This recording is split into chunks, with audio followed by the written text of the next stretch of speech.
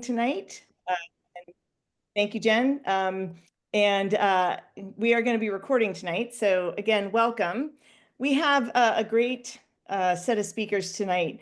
Your administrators and moderators for the North Carolina Women Forward group are going to be your speakers tonight. We decided, we were thinking, what are we going to do? We really want to do something. We want to have an opportunity to bring this community together in real time and share some information. And we started looking around the table and realized we have information to share and expertise. So you're going to be hearing from all of us.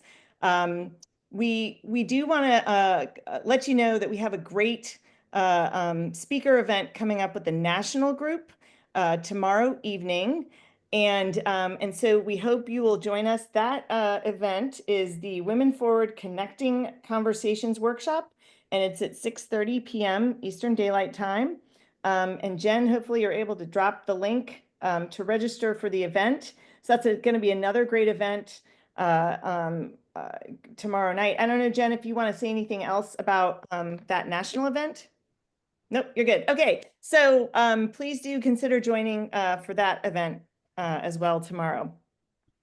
So with that, I'm going to ask Ada to go ahead and pull up the slides. Okay, give me 1 second. Great. You good? Thank you. Okay. Okay, so let's see if we can do this. All right. So again, this is our Women Take Action event. Fight back against the Buroligarchy and take back the country. We are really excited to have you all here. Ada, if you can go to the next slide. So this is just an overview of the admins and mods in our group who are currently active and were part of the planning for this particular meeting. Unfortunately, Sorry, did my screen just disappear? It seems like no, I can still see it. Okay, it keeps like blacking out on my side, so I just want to make sure you guys are still seeing it. Okay. I can see it. Okay, good. Again, sorry, while we're on this little pause before I do a quick introduction, if everybody, as you join, if you can drop in the chat where you're from, that would be great. We're so excited to have you here. So unfortunately, Valeria Levy, who's pictured here, was not able to join us tonight. She's got quite a number of things going on, in particular with work, and so couldn't make it. But she's with us in spirit and certainly was inspirational in helping us brainstorm about this particular event. I've already introduced myself. I'm Shireen Min. I'm the lead for North Carolina Women Forward. Adrienne, or we call her Ada Kirshner, is with us tonight, and she is one of our admins, but she's also the head of engagement at Red Wine and Blue. So she brings a lot of political expertise and knowledge, and will have a great part of our presentation. We also have Louise Martin Carpenter, one of our admins. She's also a former HIV research scientist, and she used to have a job doing scientific communications. Cindy Brothers, who is also involved with our North Carolina Women Forward, actually helped us organize our canvas in Charlotte that we did last year. And she is also a former HIV clinical scientist and now active in her own county precinct. And you'll see some pictures with that later. And then Kenna Wright, who is our volunteer coordinator for the group and also one of our admins. So Ada, if you can go to the next slide. So we want to extend a huge thank you to Laura Stinson. She is of our volunteer. She's a graphics designer, and she helped us with pulling together the slides for tonight. So big thank you to Laura for making these all look a whole lot better and really helping us have a little more style and flair. So thank you, Laura.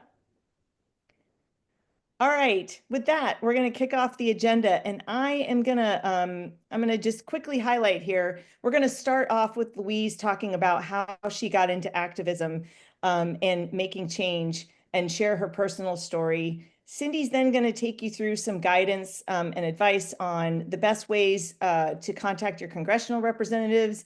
Ada's going to take you through some really fun slides about craftivism and relational organizing. I'm going to talk to you about Democratic Party organization in North Carolina and some ways you can get involved right now. And then Ken is going to close this out and talk about her personal story and why be involved now. So with that, I'm going to hand it over to Louise to go through her presentation. Take it away, Louise. Thank you, Shireen. And Ada, if you can just get into the meat of the story, I want to say hello to everybody tonight. And as Shireen mentioned, I'm going to give you my perspectives on some of the events in my life that have led me to be an activist, albeit I didn't really consider myself an activist until the team asked me why I was. So anyway, I started out at Western Carolina. You'll see pictures of research and science here and me looking rather young. But I didn't have to study much when I was in high school. So my first quarter at Western Carolina, you'll see the books. I learned how to study. During my sophomore year, I learned the importance of social support programs. And I'm very thankful to the compassion of one of the administrators in the work study program because I was able to work in the biology department to pay my tuition. And that program has really set my life, or did set my life, on a trajectory that would be fulfilling and productive for decades to come. And as a side note there, Trump suggested that the budget be cut for the work study program. So I wouldn't highly recommend that. So I transferred from Western Carolina to NC State for my junior year, and I worked in the virology lab there because I kept on with the work study program. And at the time when I graduated, the inflation rate was the highest it had been in generations. I think it was around 13.5%. So as life will have it, I went on to graduate school to become a virologist. And in graduate school, I had scholarship and I taught undergrads in lab courses, which I really enjoyed. I did research and I successfully ran as a graduate student senate position. I highly recommend to take any opportunity that comes along to you in life. Because at the time, the gay student population, this is really going to tell my age, the official count was 21 on campus. And they were asking to meet in a room in the student center. The undergraduate student senators at the time were vehemently opposed to that request. And the graduate student senators, we really took a different stance. And at that time, I really experienced what was clear indicator of really what was going to be to come in the future. Hindsight's 2020, right? And then the last picture is I went to DC. I'd never been there before. And as a young student, it was very interesting to me to think about, what life would be like in those political circles. So Ada, if you can go to the next slide. I'm kind of going through this by the decades. And so I left graduate school in the 80s, and my first interview from postgraduate school, I met the woman that would become my mentor, and her name is Trudy Ellian. And she would later go on to be a Nobel Prize winner in medicine. And during that interview, Trudy shared with me some pictures of children that were born to women who had ongoing herpes virus outbreaks. And some of the children received experimental drug antiretroviral, and some did not.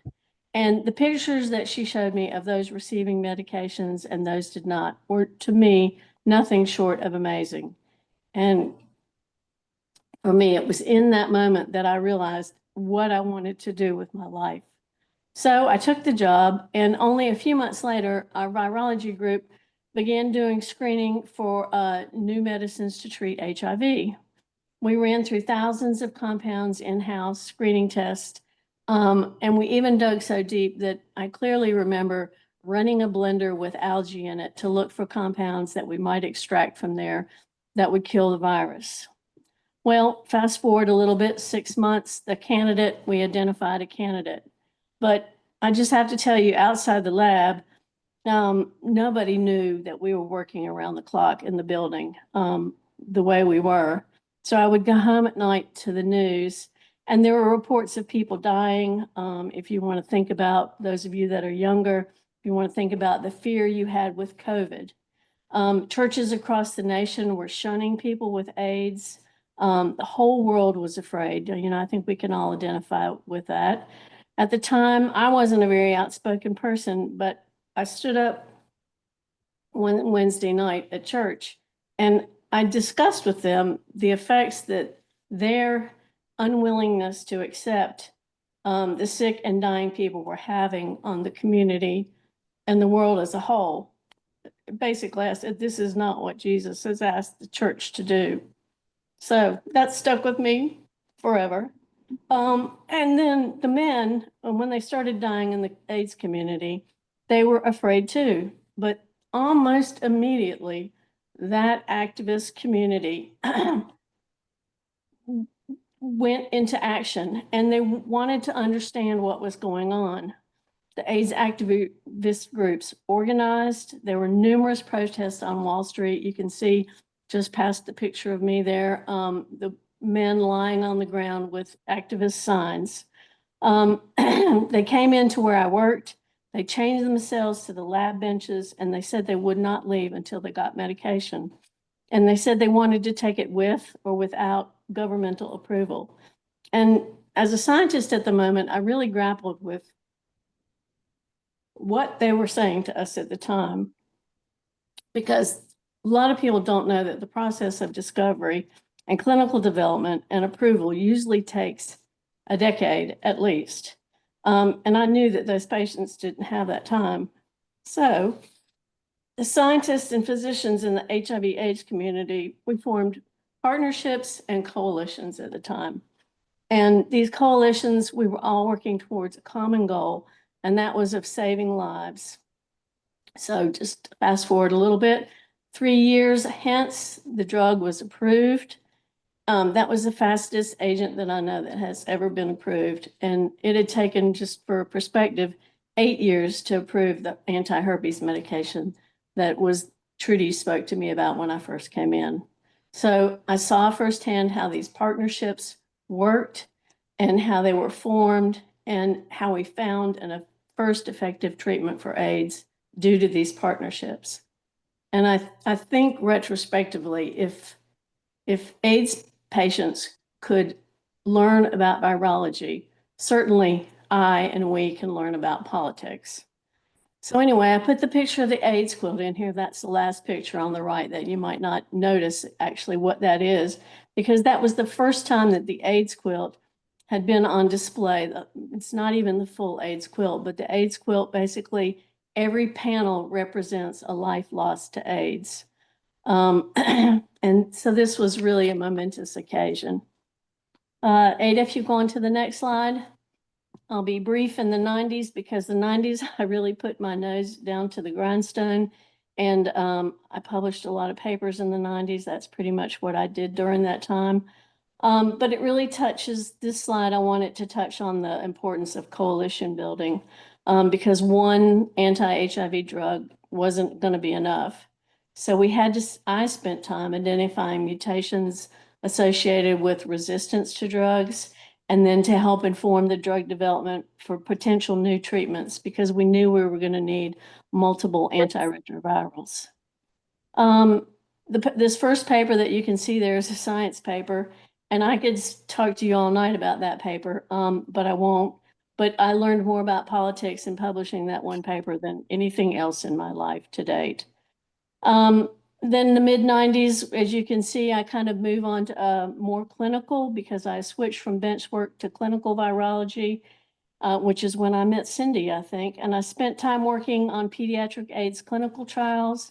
It was the first trial looking at dual combination for children. And I built really strong coalitions with advocates for women and children during that time.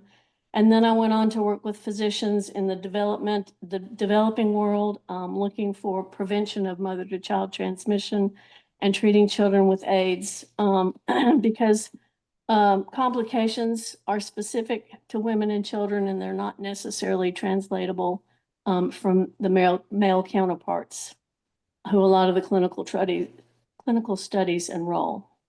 So Ada, if you want to go on to the next slide. So this is in the 2000s when really was a time when political leaders were moving into action. It was great to see. It seems like it took a long time, but when it started rolling, it really did. The first International AIDS Conference in South Africa was held in Durban in 2000. And Nelson Mandela gave the closing speech at this conference. And it was really difficult issue for him to do because he had just stepped down as president and Mbeki had stepped in as president. And the issue was that Mbeki did not believe that HIV caused AIDS. So Mandela had to be really adept and sidestep that issue. And to talk about the people in Africa and how the disproportionate burden of AIDS was on them, and that we had to address those suffering and dying at the time. And then he followed it up with a call to action. You'll see a lot of calls to actions these days. And he said that the challenges that the threats posed, that we had to rise above our differences and combine our combined efforts were the only things that were going to save people. And that the people with HIV/AIDS, they don't want stigma, they just wanted love. So anyway, this was a turning point in the hearts of people, and Mandela didn't, it was really a study in public speaking. And then you'll see in the middle, you'll see Mandela there with Bill Clinton. You'll recognize Bill Clinton.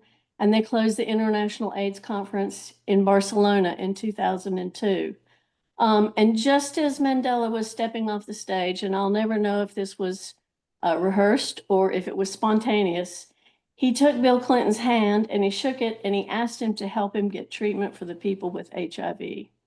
And that was very effective because the plea led to that summer Bill Clinton starting the HIV/AIDS initiative. And this action really helped turn the tide in HIV/AIDS. And then you'll see the protest on the right. Bush stepped in 2003, right after Clinton. And by 2004, he had launched PEPFAR, which is the President's Emergency Plan for AIDS Relief. And I don't know if many of you know, but PEPFAR has saved 26 million lives and prevented millions of HIV infections. And I had to write this down because PEPFAR has trained health professionals, strengthened health systems, laboratories, local organizations, and they include county surveillance, lab experience, and public health response. And I don't know if you guys know this either, but USAID is one of the primary implementers of the US PEPFAR. And I just saw today that Nigeria and Kenya are already running out of HIV meds. But I did then see that a judge announced that that was not going to be allowed and that was illegal, stopping the delivery of medicines through USAID. You know, we'll see where that goes from now.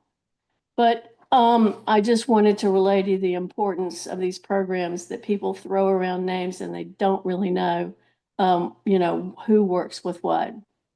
So if Ada, if you'll go to the next slide. So this slide really says to me that today is not written. Every one of these protests that we've had just recently, you know, we're taking on those people in power, and we're sharing our knowledge and we're speaking truth to power because today lives are at stake as well. The next slide, Ada.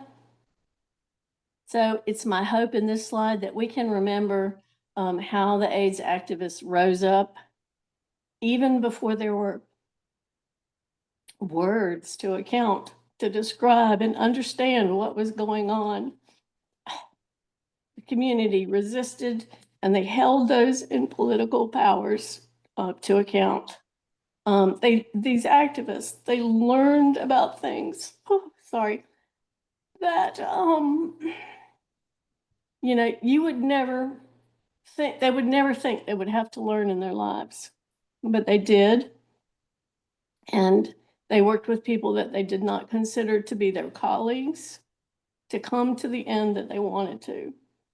They built coalitions and they stuck with it for decades. So I'll leave you with the last slide that basically is from Nelson Mandela. Education is the most powerful weapon which you can use to change the world. So that's it for me.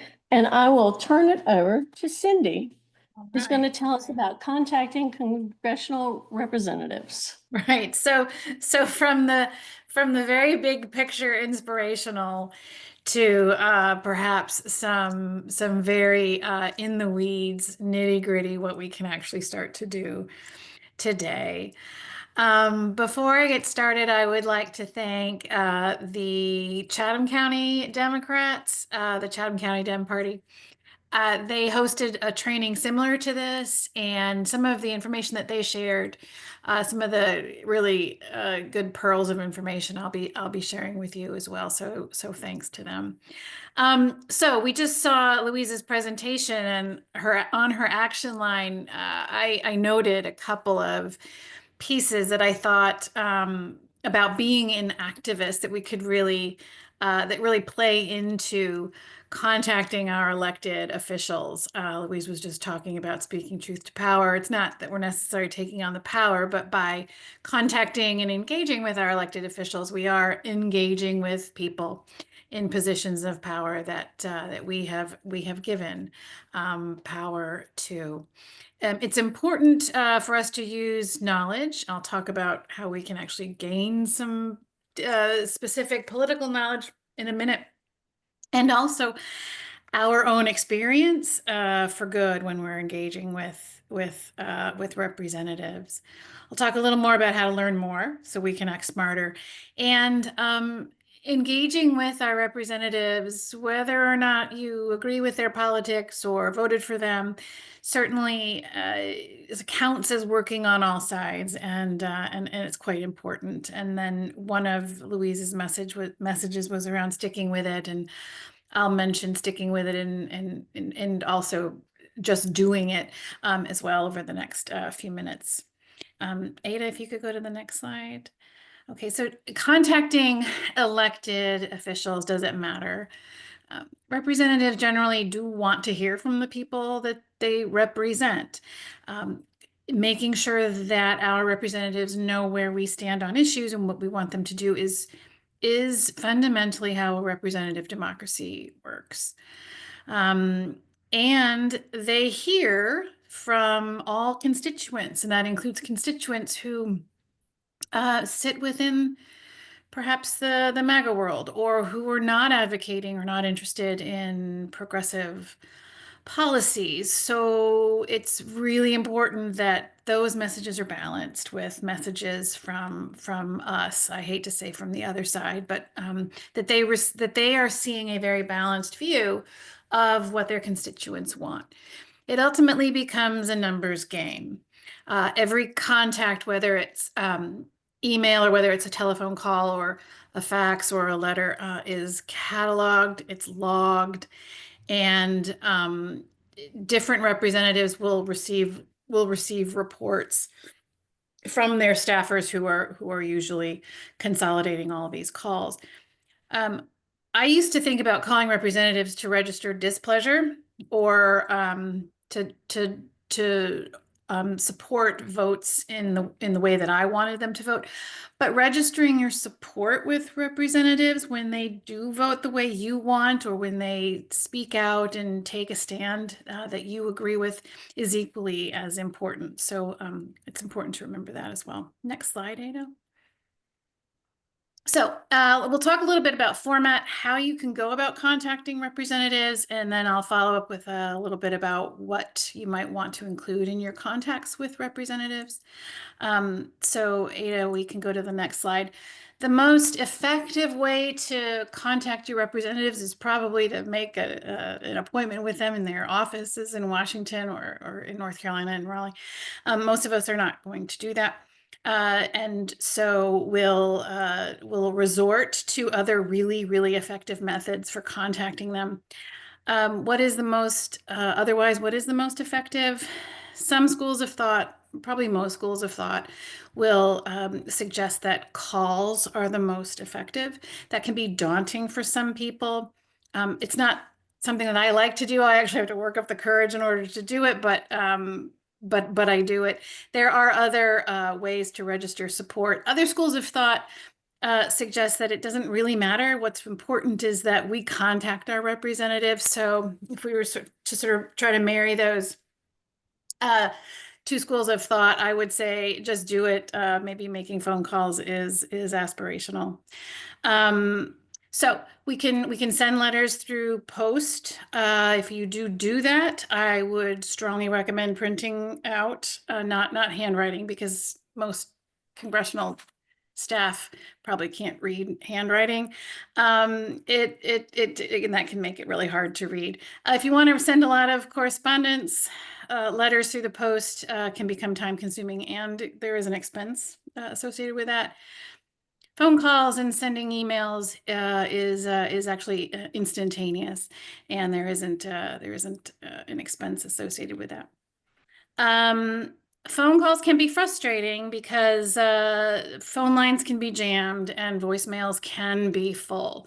And that's been a complaint recently because there are a lot of people contacting representatives because people are pretty frustrated and a little angry. I called earlier today and I got through to Senator Tillis's office without a problem. Representatives tend to have numerous offices, and I have a screenshot on a subsequent slide to remind me to mention that to you again. So if you call their office in Washington and can't get through, you can always try in the state capitol or even in their hometown. So my suggestion here is to, as far as contacting representatives, it really is important. It's like voting. So just try to do it. Next slide, if you will, Ada. So some important tips. If you take one thing away from this talk on contacting elected officials, please let it be this, the URL that's at the top of the screen and bolded. 5calls.org. In fact, I used this website earlier today when I made a call to Senator Tillis.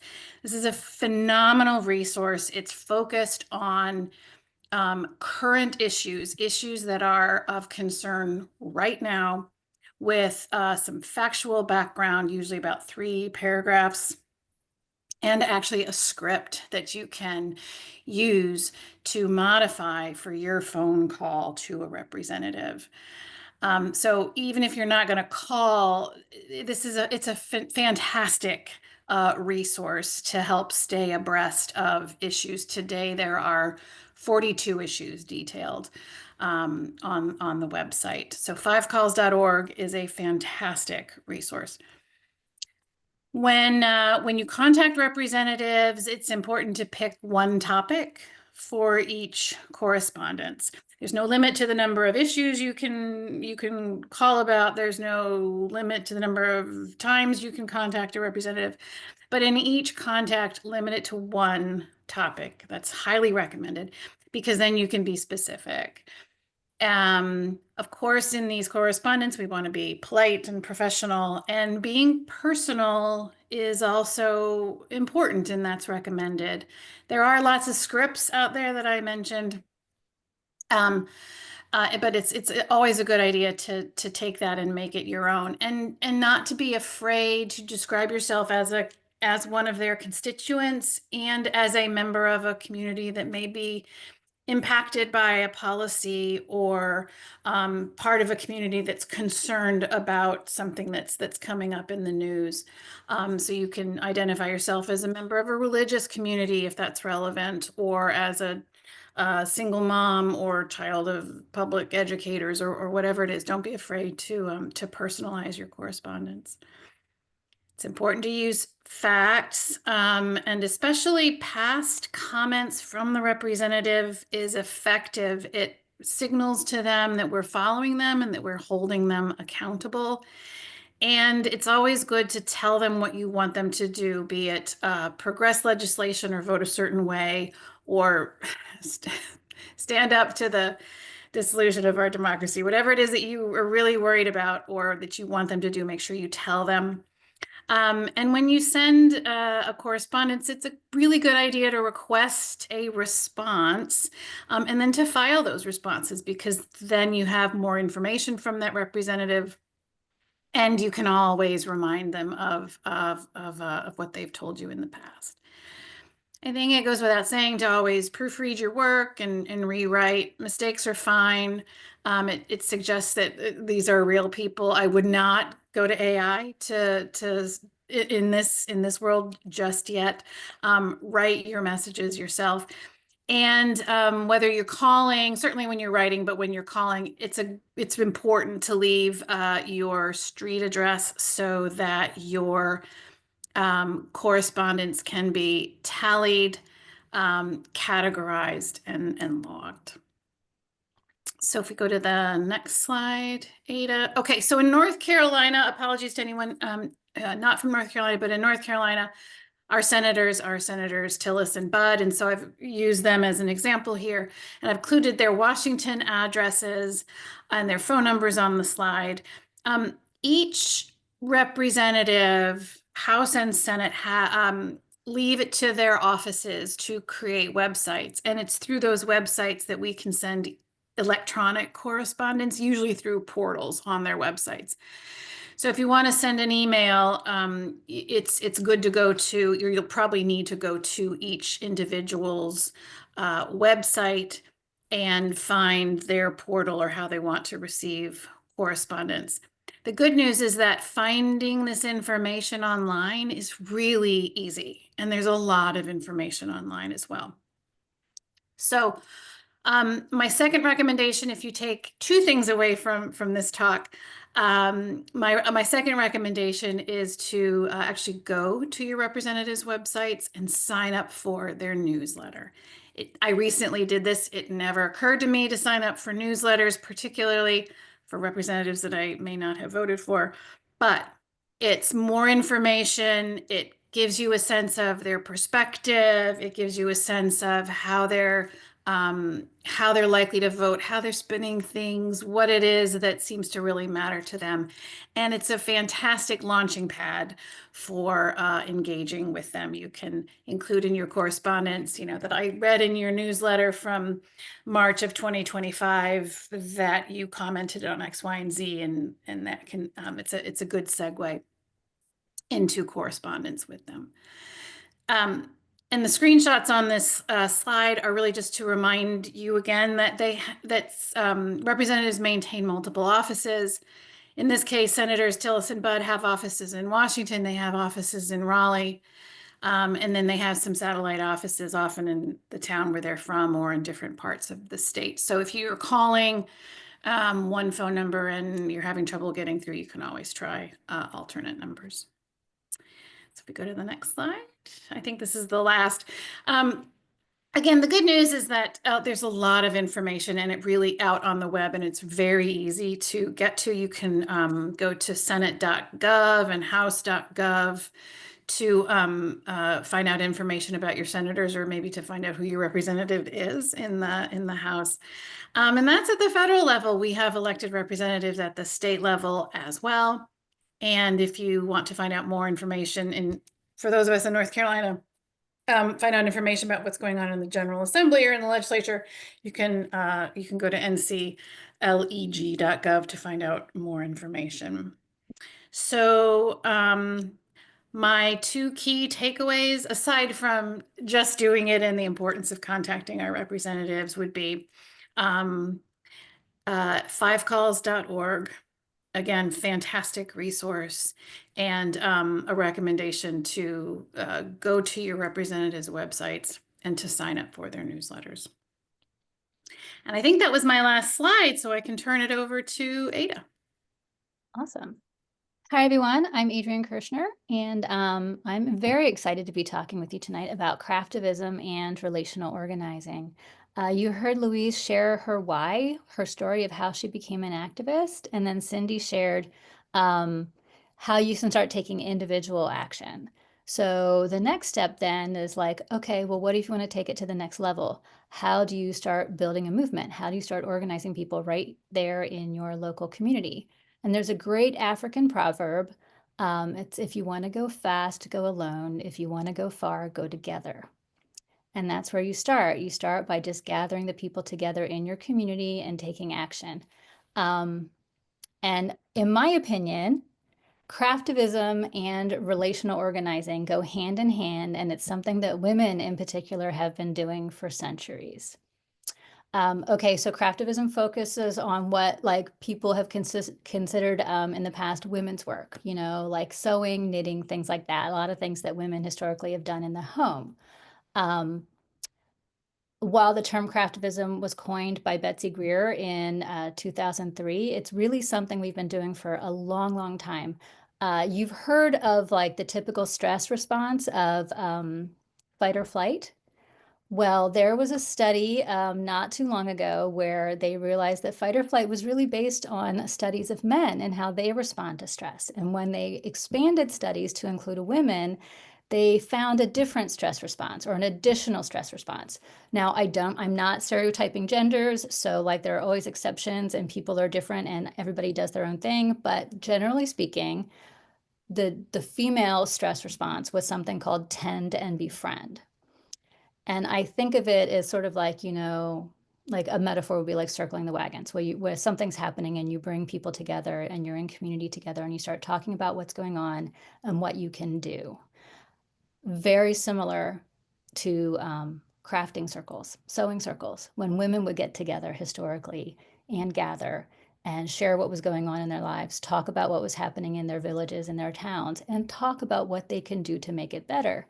And in fact, I can't think of the original word, but like when you hear about like sewing bees and quilting bees, the origin of the word bee is not like bumblebee or honeybee. It's actually an old word that means to pray or to help. So I really think there's just something so synergistic about craftivism and organizing. And in relational organizing is just talking to your friends, right? So they work so perfectly together, and you can use it to do so many things. You can use it to educate other people in your community, right? Like you don't have to start with a group of 10 activists who all want to craft together. You can be the one that's going to teach them how to do something, but then also teach them about something that's happening and start mobilizing them to take action. You can also use it to get people thinking about things a different way, and even to inspire empathy. When we use art like sewing and knitting and everything to create empathy, it personalizes the issue. Like Louise shared a great example with the AIDS quilt. The AIDS quilt is a quintessential example of craftivism and how impactful it can be. So here are some other examples. I have the AIDS quilt here to show you, but the Social Justice Sewing Academy, and I have links all in the Run a Show to be shared with you, but the Social Justice Sewing Academy is a great example of this. There's a website online. You can go take a look at the work that they do. They also have ways that you can sign up to like participate in a project, organize a project, or even like bring an exhibit to your community. If you're on social media, if you ever go to Instagram, starting in around 2016, the Tiny Pricks Project, which was all to just start standing up to Trump when Trump was elected. So the name is priceless. And she does a lot of embroidery. So if you go look at her account, you can see some of the work she does. And they've actually started having people contribute and just send photos in of work that they've done, and they get featured on the Instagram account. And they have exhibits now too. My personal favorite is the Kudzu Project, because this is just so perfect for women in the South. So this was actually inspired by an artist. I think he did like a painting or a pen and ink sketch where he drew, it was a picture of kudzu growing over a Confederate statue. And someone was like, okay, let's make that happen. And so they started knitting kudzu, making little leaves, stitching them together with vines, and putting it over Confederate statues in Virginia. I think that's beautiful because it's so perfect for the South, right? It is something that we all know. Kudzu covers everything, and like it gets to the point where it's so thick you can't even see what's underneath it anymore. So that is just a perfect example of how you can use creativity and crafting to make a statement. And I kind of want to learn how to do this and start doing it with all the Confederate statues here still in North Carolina. Just really love that one. So, okay, so we've talked a little bit about the craftivism angle, like the getting together, sewing circles, knitting circles, stitch and bitches. But how do you marry in the relational organizing? It's very simple. When you bring a circle of people together to do something, to work on something together, you're going to have conversation. You're going to start chatting. Relational organizing is kind of chatting with a purpose, right? It centers around talking to the people you know, as opposed to talking to strangers. And there's tons of research that shows that you're more likely to believe information that comes from a friend or a family member, someone that you know and trust. So you're in a huge position of power right there as a member of your community to influence those around you.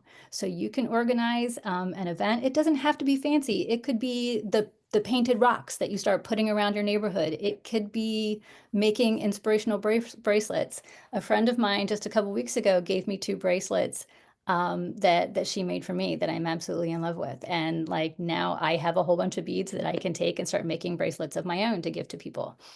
So it's just a great way to have conversations. You can bring people together who are already like-minded, and you want to make a plan, right? Like maybe you're upset about something that's happened at your school board or your local town council. You can sit there and start knitting or crafting or sewing, needle pointing, which is my personal favorite. And make a plan for what you're going to do, how you're going to organize to go show up at that town council meeting or that school board meeting, and what you're each going to say. You can use it that way. Or you can use it to persuade people and let them know about an issue that's going on in their community and help them and try to get them on board to take action with you.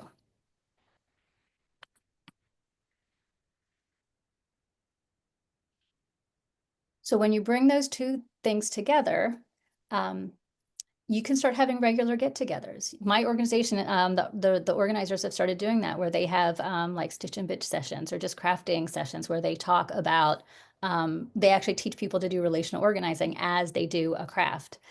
It's really wonderful because I think right now, especially with what's happening with this Trump presidency, is you really need community right now. Like that is just so important. So starting a crafting circle, starting something like that, and bringing people together on a regular basis. It creates community, it creates purpose, and it helps you to build a support network. And that might be something that you need to tap into over the next several months or years. It also is a huge source of stress relief. Like you'll find that when you start doing something with your hands, it's a way of like actually reducing stress. It can be a little bit kind of meditative. So there's also that aspect too. It also provides a space where you can teach one another, share information, brainstorm, make plans. And this might sound small, but it gives you something to do with your hands. A lot of people who are brand new to activism, right? They are so unhappy about Trump being elected. They're upset about all these executive orders, the impact it's going to have on their community, their schools. They're nervous. They want to get started, but they don't know what to do. Well, think about when you go to a party for a first time and you don't really know anyone. You're a little bit nervous, right? Having something to do with your hands makes it easier. It gives you something to do while you're listening, or if you're not really sure yet what to say and you just want to be quiet. So that actually is like a great selling point for a lot of people and helps them get over the hump when it comes to like getting involved and starting to take action. So there's no one right way to do this. I listed a bunch of things here just to kind of spark some of your imaginations, but you can gather a group of people together and you can decide collectively what kind of project do you want to do. It can be a big project like a quilt, like the AIDS quilt that you work on together, or it can be everybody brings their own thing. You know, I could bring my little needlepoint project that I'm working on, and you could bring your bracelet project that you're working on, and we're all working on our own projects. Someone else is over here crocheting, but we're talking and we're planning and we're figuring out actions to take. You can choose a project that can be done in one single meeting, like those bracelets or the painted rocks that you can put around your community. Or you could pick a bigger project, like maybe the kudzu project, where you work until you have a certain amount and then you go and you like sneak out in the middle of the night and cover a Confederate statue with it. You can use the meeting to actually do relational organizing. You can use it to educate people on an issue. You can use it to teach how to do relational organizing so that those skills you teach them, then when they leave the meeting, they go off and they do the same thing with other people, where they start doing relational organizing with other people that they know. And you can even use the meeting to, while you're working, craft talking points. Like one of the important things about speaking up at like a public event, a town hall or something, is you want to use that time effectively. You only get a couple of minutes to speak. So if you're coordinating, you're keeping your hands busy, you're working on your craft, but you're also coordinating on who's going to say what, and what order you're going to go in, so that you can like get as many points across as possible in a short amount of time. And then when you come back and you have those regular meetings to meet up and work on your projects, you can share updates and like developments and new ideas that have come up in the last like couple of weeks that you want to sort of incorporate into the work you're doing. I'm going to share some resources here. They're going to, I think, be dropped in the chat, and we can also send them out to you afterwards. There are so many things you can do with craftivism. Betsy Greer is kind of considered the mother of craftivism. She's the one that coined the term. So I linked to her website. And then another woman who was inspired by Betsy Greer and who actually was an activist and was getting burnt out until she discovered craftivism, and it opened a whole new window and a whole new like world for her. I included her TED Talk here. And then some of the projects that I mentioned on that slide with all the photos, I linked to those. Social Justice Sewing Academy, Tiny Pricks Project. And then I linked to a couple of places where you might want to look to just get information or inspiration on some projects that you might want to try. And I'm going to leave you with a quote: "Craftivism connects your heart, your hands, and your head," by Sarah Corbett. So it's just something to think about. And now I'm going to hand it off to Shireen. Thank you, Ada. All right, I'm going to. All right, so next part of our talk is going to talk about how to get connected with the North Carolina Democrats. I know right now we're frustrated with certainly some of our national party leaders, and we're really looking for leadership at a national level. But I would say we have some great state leadership. We've had quite a, North Carolina was a bright spot in the 2024 election in a lot of ways. And so one of the ways that we're successful is that we are building a better party infrastructure with the Democrats. And it's really important. And it's a great way to go from Cindy talking about your individual action, Ada talking about what do you do with your groups of friends with craftivism and relational organizing. Now I'm talking about maybe stepping a little bit more out of your comfort zone and finding your precinct and then your county party. So Ada, if you go to the next slide.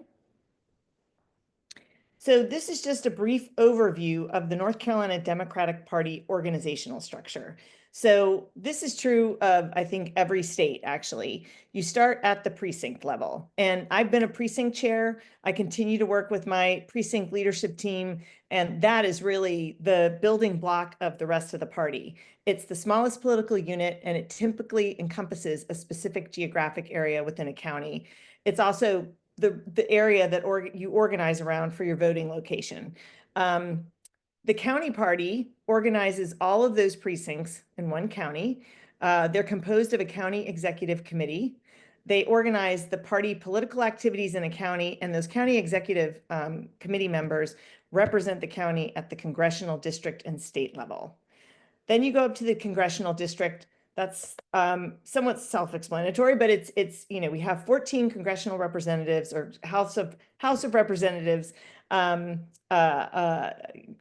North Carolina, and so we have 14 congressional districts.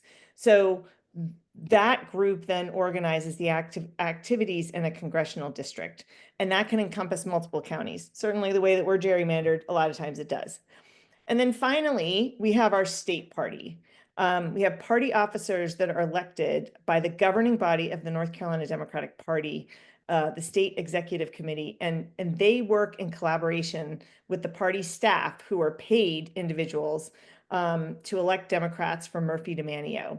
So importantly, that state party, those elected leaders, there's a group of people who are part of the state executive committee to actually elect them. And I don't have all the details to hand as to who gets to be part of that group that elects our state party leaders, but it's various elected officials and then other leadership within sort of the the rest of the party, the state party leadership that elects them. So if you go to the next slide, Ada. So we are in the middle of our time in North Carolina, where all of the counties are having their all precinct meetings. And so from as of Sunday through to March 29th, so March 16th to the 29th, all of the county parties across the state are starting to have their all precinct meetings. So let's get organized and look for your local precinct meeting. If you can go to the next slide. So first of all, as I said, get involved with your precinct. And one of the ways you can do that, and you'll see it in subsequent slides, you can find your precinct meeting. I have here some pictures from my precinct. I have a great precinct leadership team. You can see us on the top there. We're actually in that picture with a couple of folks who are now county commissioners. And that was an activity that we did in a park near our precinct to try to recruit new volunteers. That's in the top left. If you go over to the right, that was a friend event that we had on this election cycle, trying to recruit our volunteers for the 2024 election. And then if you go down below that, we have a board where we asked everybody at our park event to commit to doing an action. And then there you can see us with Governor Cooper. That's actually my son, but it was to highlight some of the things that precincts can do with bringing in elected officials. So precincts enable connection with like-minded people in your community, and frequently it's in your neighborhood. The organized precincts tend to have significantly higher voter turnout. And when I was precinct chair, we looked at our data constantly to see where we needed to target our efforts. And for instance, for us, we have a number of apartment complexes, and that was really where we thought we'd get the most bang for our organizing buck, if you will. Precincts also serve as the bridge between communities and political candidates. And so again, like tomorrow night, we have our precinct meeting, and we are going to be hearing from our state senator, Greg Meyer. And we also have our first vice chair from the North Carolina Democratic Party, Jonah Garson, coming to speak to us. So it's a great way to connect with your political candidates as well as your elected officials. So if you go to the next slide. Get involved with your county party. That's the next step. The county party organizes activities in the county like poll greeting and poll observing, as well as door knocking and fundraising. There is frequently, but not always, a county office, a website, a social media presence, or other recognizable ways for the local community to connect and for you to find your county party.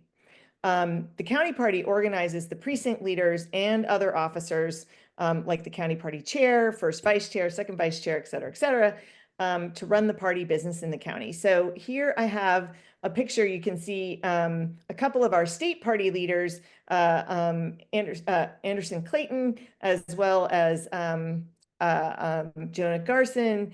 And this was actually, she was at an event that we were doing some fundraising, our legislative lunch, where we do a lot of our fundraising in Orange County. And then Jonah at this point was still our county party chair, and he's trying to get us all revved up in the 2022 election cycle. You can see me there with Tim Kaine. He came out when we were canvassing for Sherry Beasley in 2022. As you go further across to the right, you'll see me there with Cindy, who spoke to you about calling your representatives. We went out in Chatham County and did an event, and I got her connected. It was a little bit of relational organizing. I encouraged Cindy to start getting connected in with the Chatham County Democrats, and now she's going to events with them and working with them. And that was a great way for us to connect, have that relational organizing lead to being involved with their county party. And then over to the far right, that's our county party chair in Orange County, Cassie Rice. She's also been very involved with North Carolina Women Forward. And so we're really proud of the fact that she's now the county party chair. So if you go to the next slide, this is the Meet Your North Carolina Democratic Party officers. They were recently reelected. And so I've already noted Anderson Clayton, who's been doing an amazing job bringing a lot of both money and attention to North Carolina. She was reelected as chair. And basically the leadership that existed in 2024 was reelected, I think probably in part because they really did do a good job. And we had some good results in our statewide elections in North Carolina with electing a Democratic governor, lieutenant governor, attorney general, superintendent of schools. And I know I'm forgetting one because I know there's 5, but we had an amazing result from that perspective. Obviously, at the presidential level, not what we wanted. And our congressional seats were so gerrymandered that we went from 7-7 to 10-4. But overall, I think a positive story, and it's why it's really important for you to connect with your Democratic Party infrastructure. So this is just to really show what that looks like at the state level. So if you go to the next slide. So what's your action to take? So I've got some links in the next slide. You need to locate your all precinct and all county meetings and attend them. And so the all precinct meetings are being held in the second half of March. In April, they'll start having all county meetings. And so those will happen in April, and that's when the entire county comes together. You elect your, I think this is the cycle where it's every odd year we elect new county party officers. So that'll be happening this year. And so you can have an opportunity to influence who gets elected to the county positions. And then in the even years, there is a state convention. There is not one this year. There's a summer state executive committee meeting, and there are congressional district meetings. As far as I understand, those are not open to the general public, but that's where you need to ask your county leaders what happened at those meetings and understand what the state, what the congressional district level, what we're doing, and also at the state level. And so you'll have the links to find your precinct and your county party contacts. You can always go to the North Carolina Democratic Party website, so the NC Dems, and there are some great resources there about the organizing plan for the state, as well as links to find your precinct meeting and your county party chairs. So lots of resources. If you're not sure after you get the links today, or you're not sure where to go, always remember NC Dems is a great place to go to find those resources. So I think that was my last slide, and I am now going to hand it off to Kenna, who's going to be our last presenter, and then we're going to open up a Q&A. We're going to ask you to drop your questions in the chat, and I'll facilitate it and direct the questions. Kenna's going to close it out with her story of activism. So over to you, Kenna. Hi, everyone. I'm Kenna. I'm the volunteer coordinator. You can just go to the next slide. So I kind of want to talk about my story about how I got involved. A little bit of background for me. I grew up as a Jehovah's Witness. So for people that don't know about that religion, this is not something a lot of people know, but they're completely politically neutral. They don't vote. They don't get involved in politics. I remember growing up and we didn't even talk about politics. We didn't talk about the president, what's out there, human rights, nothing. And as I got older, this is something that I felt increasingly passionate about, but I didn't have an outlet to express this. My parents didn't talk about politics, or I think I learned about the Obama's election from the radio. So we really didn't talk about it. 2016 was the first year that I was eligible to vote, but I still lived with my parents, and I knew that if I registered to vote and that little piece of paper comes to your house saying you're registered to vote, I would have faced consequences with my church and with my parents. I was not yet ready to be financially independent and move out. So it honestly devastated me to not be able to vote. And when Trump won, it was horrible, as you all know. But 2020 was the first year that I was able to vote. I lived on my own at that point. So I voted for Biden, and I was extremely pleased that he won. But at that time, I was still not politically active. I still put myself in this box of how I was raised. And then in 2024, when Biden decided not to run again, I remember I was sitting at the movie theater when I got a text from my dad. My dad does now at least talk about politics, even if he won't vote. But he texted me saying Biden was not going to run again. And I remember feeling like this instant like spike of anxiety, like, okay, what now? Like, who's going to run against Trump?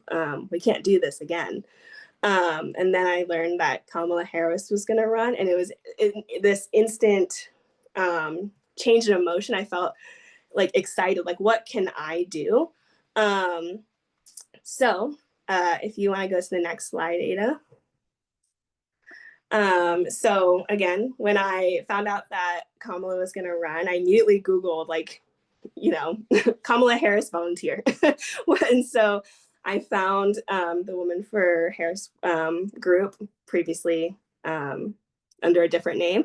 And I just raised my hand. I didn't know what I would do. I didn't know what my activism could look like or how I could help, but I just knew I wanted to help.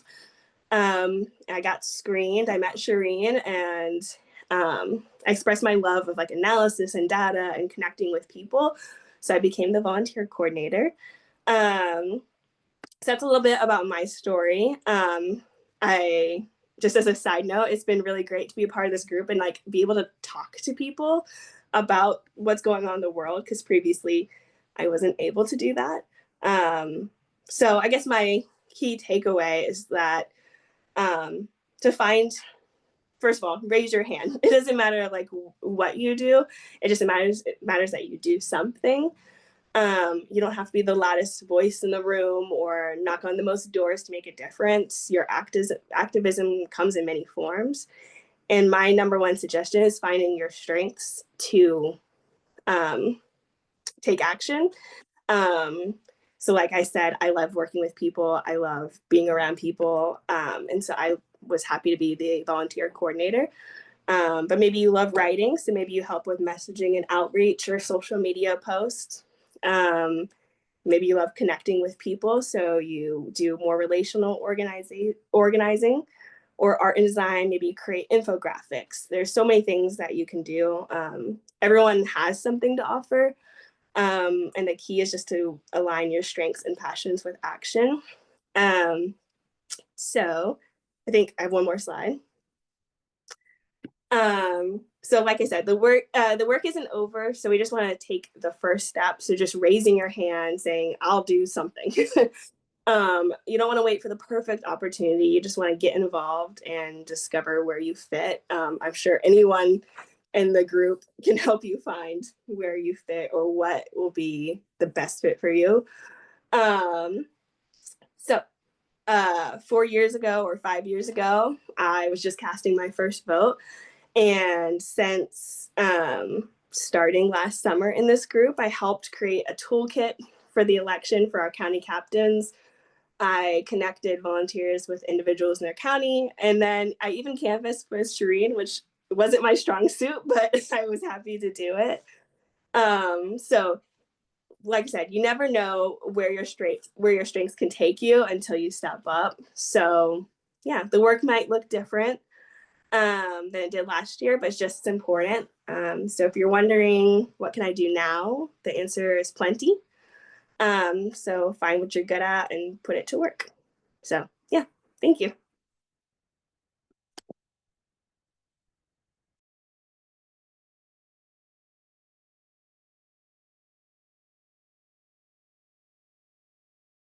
You're on mute, Shireen. Okay, great. Sorry, I was having trouble unmuting myself and removing the spotlight. So thank you to all of our speakers. Hopefully you learned some things, and we're going to start our Q&A, and I've already been logging some of the questions. And yeah, thank you again to Kenna for sharing your story. It was so inspirational when I met Kenna and learned a little bit more about her background after she started volunteering with us. it really does speak to how, you know, we all have something to do and we all have stories to tell. So thank you. So I am going to start by looking at going through some of the questions and directing them to our speakers from that were dropped earlier in the chat. So one of the first questions, and this is to Cindy, was, are certain numbers on a list to not pick up or automatically sent to voicemail? Oh, that's a good question. I don't know the answer to that. I'm assuming you're asking about certain telephone numbers. Yes. Some of the satellite offices, and I'm speculating, but some of the satellite offices or the smaller offices may do that. I called Senator Tillis's Washington office today and got his voicemail, which is what I expected. That's what that's what typically happens when I've called, is that it goes straight to voicemail. Yeah. I suspect it's because just of the volume, because sometimes they pick up, sometimes it goes to voicemail. I don't know that there's any specific number that, you know, gets picked up or doesn't get picked up, but I just think actually I always find it almost like a good thing when it goes to voicemail, because I think it means they're just being absolutely overloaded. And so, yeah, I'm not aware that there's a specific do not answer number. The other question that came up, back to you, Cindy, was I know there's some debate, because I've heard it two different ways in trainings I've been in, whether you leave your full address or just your zip code. And the question was which one, and then does that mean the comment is being tallied? That's a good question. The recommendation, I can say the recommendation to leave your full address comes from the fivecalls.org website.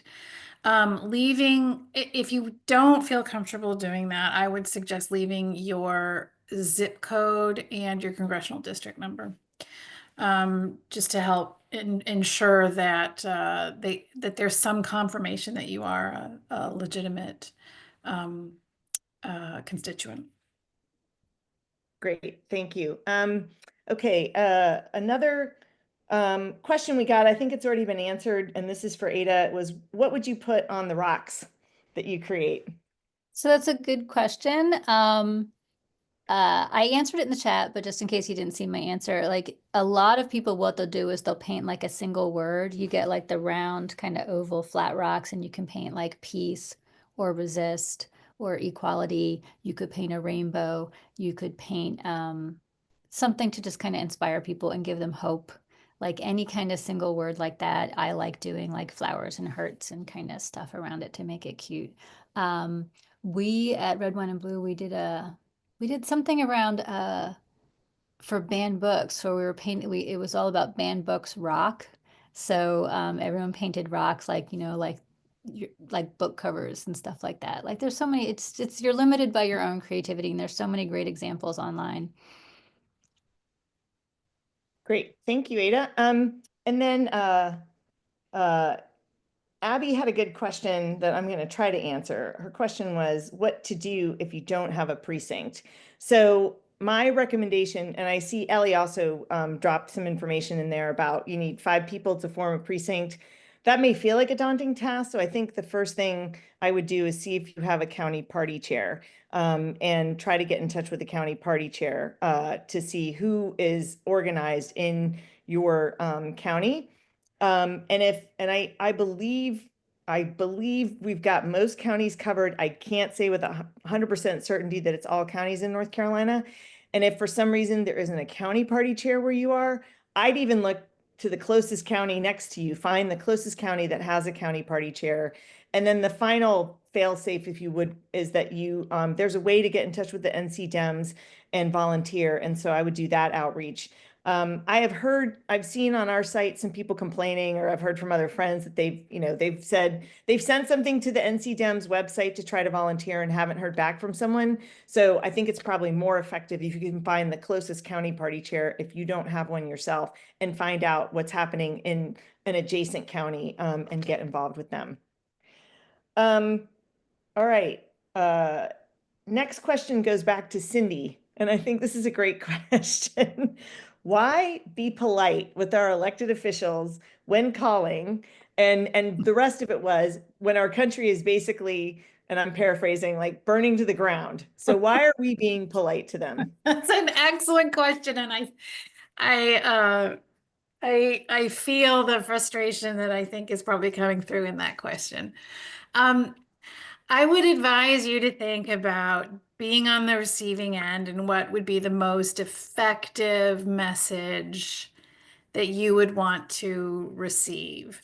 I think you can absolutely be angry, and you can use very strong or very firm language. For me personally, as soon as I start hearing sort of angry, inflammatory rhetoric, I tune out. So my suggestion is to think about how you can make your message the most constructive and effective. And if you're angry, you can be angry and state that you're angry.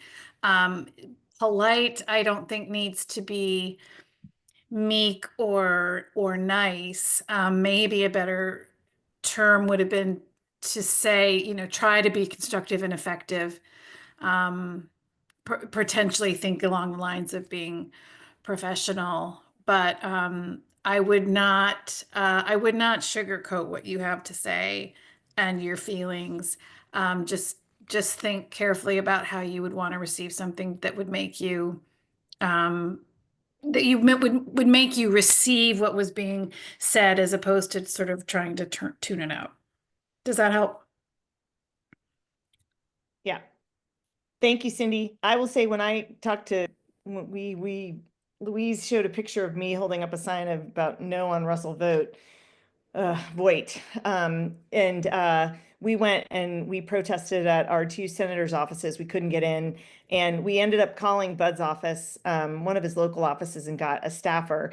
And I mean, this woman was probably some 20-something-year-old woman. And, I was firm and very, sort of to the point with her. But she was being polite back to me. And so I wanted her to be clear of what I was upset about, but do it in a way that, as Cindy said, didn't turn her off. So, okay, the next question was another good one that I'll try to answer.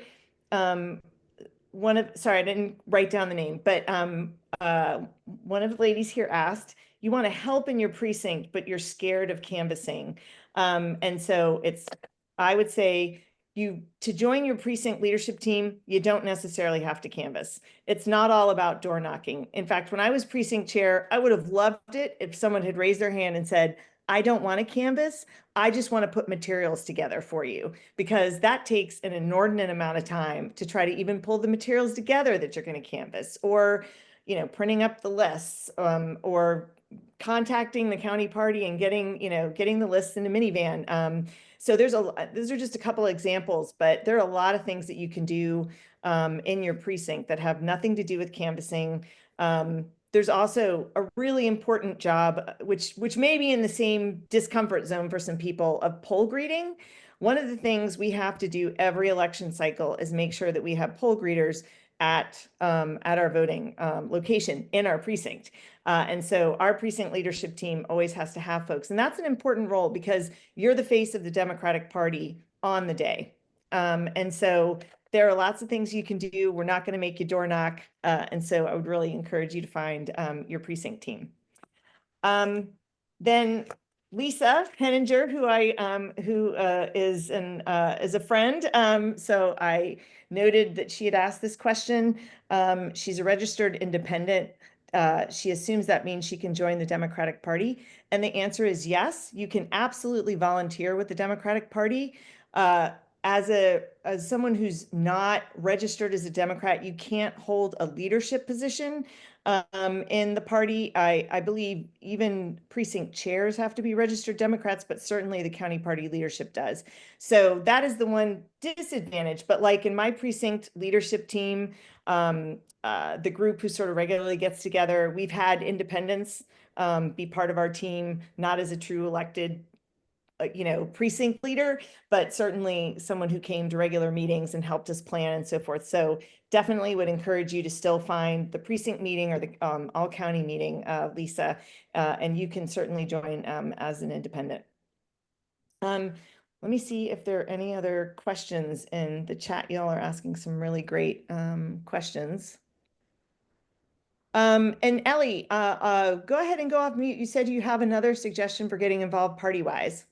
So I'll let you go ahead and give your comment on that, and I'll look for the other questions. Okay, just as background, I'm a precinct vice chair and a state executive committee member.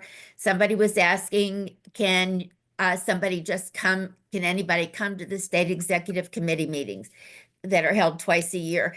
The answer in the past has been yes, they just don't sit, they sit behind where the official delegates are sitting. But what I wanted to suggest, and we don't think about this very often, each county needs people to use the computers on voting day, or as a Democratic judge, or a poll worker. And because we have a Democratic governor, we can have a chief judge as a Democrat.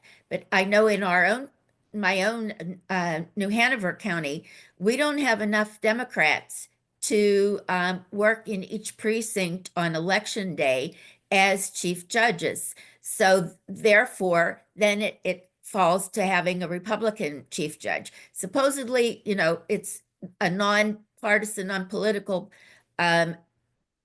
piece of work that you have to do, but still, it's always good to take advantage of every opportunity we have to fill up open slots with our Democrats. So think about come October and November, that you might be working actually inside the polls as a poll worker. So let your county chairperson know that you're interested, and they'll say, great, we really need you. Thanks, Ellie. Just to build on what Ellie was saying, you can go to your county election office and volunteer to be a poll worker. They do try to get a balance of Democrats and Republicans, and probably some independents thrown in there, but certainly a balance of the two parties amongst the poll workers. That is a nonpartisan thing that you do. You actually you're called judges. There's a chief judge who's someone who's usually experienced in doing it. So I've done the poll worker role as well. And it is a great way to volunteer in an election inside, but in a nonpartisan way without being identified as a party. One augment to that, one, there's training, so you're not just doing it and trying to figure it out on your own. Two, at least our county chair likes to know who might be wanting to be a poll worker. So they like to have their own lists and know that there are people that they can rely on. Technically, Shireen is right. Yes, you can bypass the party and go straight to the Board of Elections, but party officials usually like you to talk with them. Yeah, thanks, Ellie. There was also a comment, and it's I think it was Eleanor who added, if you're an elected precinct officer, you can't be a poll worker. And so when I became precinct chair, I had to give up being a poll worker. So yeah, they do have rules about if you're an elected party official, if you will, they won't let you be a poll worker. It's more about trying to get a balance of registered Republicans and Democrats. Okay, I'll just see if there are any more questions. I don't see any other in the chat. And I know we're getting to the end of our time. So I'm going to go ahead and thank our speakers again, and please do drop any additional questions in the next couple of minutes. Jen is just reminding us there is, as we said at the top of the hour, there is a workshop tomorrow with the National Women Forward Group. And it is Connecting Conversations workshop. I think it'll be a great event. That's at 6:30 tomorrow. Please register and plan to join that if you can. We also have a series coming from the national group of some amazing speakers. I don't want to promise too many, but one that I'm super excited to us hopefully have is Jasmine Crockett, who is a great representative from Texas. So stay tuned for, we'll post certainly many times in our group. We are also talking about pulling together a couple of more events in the North Carolina group, so stay tuned for that. We don't have one planned quite yet. It was, as you can imagine, it's quite a bit of work to pull something like this together, but hopefully we'll have some events. And then the final plug I'll say is we are going to start promoting the Wisconsin Supreme Court race. We all feel a bit powerless right now in a lot of ways. Hopefully you'll walk away from this meeting feeling a bit more empowered and knowing that you've got sisters across the state who want to do things as well, and that it will give you new energy. And a direct action you can take right now is to help Susan Crawford in her race in Wisconsin. As we know here in North Carolina, those state Supreme Court races are so important. If we'd had a different balance to our state Supreme Court, we would have a House of Representatives led by Hakeem Jeffries. And so those races are so critically important. And we know in Wisconsin, you know, having a 4-3 Democrat to Republican, which is I think the makeup right now of the Wisconsin Supreme Court, has allowed them to actually start flipping their state legislature from deeply red to closer to purple, now starting to look blue. And so that race is our first big opportunity. I know there's some House races in Florida. We've talked about that at the national group and had said, if you want to give a little money, fine. We think the likelihood, because those are like R++++,